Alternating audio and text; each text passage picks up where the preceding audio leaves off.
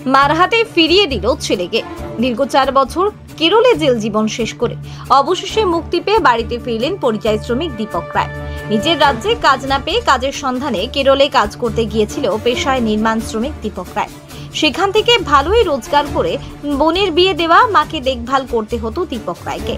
জলপাইগুড়ি সদর ব্লকের চাউলহাটি এলাকার দীপক রায় মার্বেল মিস্ত্রির কাজ করতেন কেরলে। সেখানে একটি গন্ডগোলে জড়িয়ে পড়ে আলিপুরের আরেক পরিযায়ী নির্মাণ শ্রমিক শ্রীনাথের সাথে।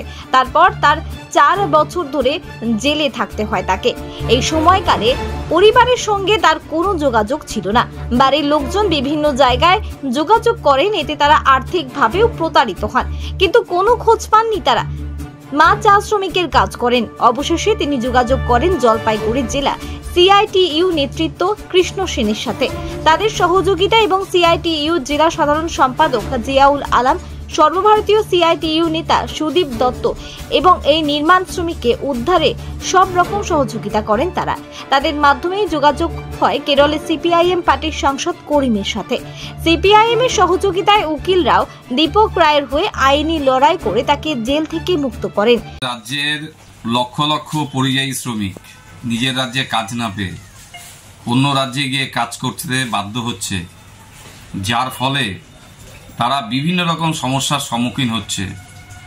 ও দীপক রায় 2020 সালের শেষের দিকে ও একটা ঘটনা, যারা কলিগ ছিল তাদের সঙ্গে একটা মারপিটের ঘটনায় তাকে জেলে যেতে হয় 20 সাল থেকে। 2024 সালের এই এপ্রিল মাসের 8 তারিখে ও মুক্তি পায়, 9 তারিখে মুক্তি পায়। এবং এই যে সময়কালে ও জেলে থাকতে হয়েছে। এবং আমাদের এখানটায় আসার পরে আমাদের 2023 সালের মাঝামাঝি সময় পরিবার আমাদের সঙ্গে যোগাযোগ করে। তারপর থেকে আমরা আপ্রাণ চেষ্টা করি সেখানকার পার্টি, সেখানকার সিআই2 এবং আমাদের অল ইন্ডিয়া সিআই2 লিডার সুদীপ এবং আমাদের জেলা সম্পাদক জিয়াউল আলম সবার সহযোগিতা নিয়ে, ওখানকার উকিলদের সাহায্য নিয়ে ওকে আমরা সম্পূর্ণভাবে মুক্ত করে মার কাছে ফেরত দিতে পারি। ওর মা আমাদেরকে হাত ধরে কান্নাকাটি করে যে আমি মরার আগে যেন আমার ছেলেটার একটা মুখটা দেখে যেতে পারি। এরকম ভাবেই আমাদের অসংখ্য মা যারা তার পরিযায়ী শ্রমিক হিসেবে বাইরে কাজ করতে যাচ্ছে এবং শ্রমিকরা কেউ ডেড বডি হয়ে ফিরে আসছে, কেউ এইভাবে জেলে থাকতে হচ্ছে, নানাভাবে তাদের সমস্যার মধ্যে পড়তে হচ্ছে। ওর মা যেমন যতটা আনন্দিত হয়েছে, ওর মার কাছে ছেলেকে পৌঁছে দিতে পেরে আমরাও ততটা আনন্দিত হয়েছি।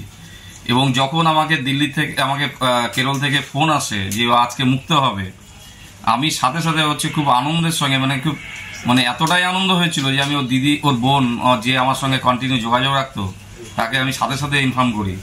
এবং তারা যাতে এই ঘটনাটা কি আনন্দ ওর হচ্ছে, যেমন ওর মার যেমন হচ্ছে যে মাকে একটা মা তার ছেলেকে হাতে পেয়ে তার যে আনন্দ, আমরা ততটুকুনি আনন্দিত হচ্ছি।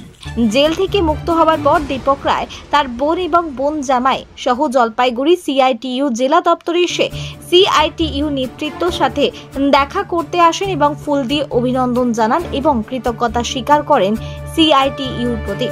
তিনি বলেন, আমার বাড়ির লোকেদের সঙ্গে আমার যোগাযোগ ছিল না কোনো রকম। গত 3 বছর ধরে আমার মা সিআইটিইউ নেতৃত্বদের সঙ্গে যোগাযোগ করেন এবং সিআইটিইউ নেতৃত্বরা কেরলের সঙ্গে যোগাযোগ করেন। সেখানকার পার্টির উকিল ঠিক করে দেয়, তারা বিনা পারিশ্রমিকে আমার হয়ে কাজ করেন। আমি শেষ পর্যন্ত গত 9 এপ্রিল মুক্তি পাই। আজ আমি আমার অসুস্থ মায়ের কাছে ফিরতে পেয়ে খুবই ভালো লাগছে।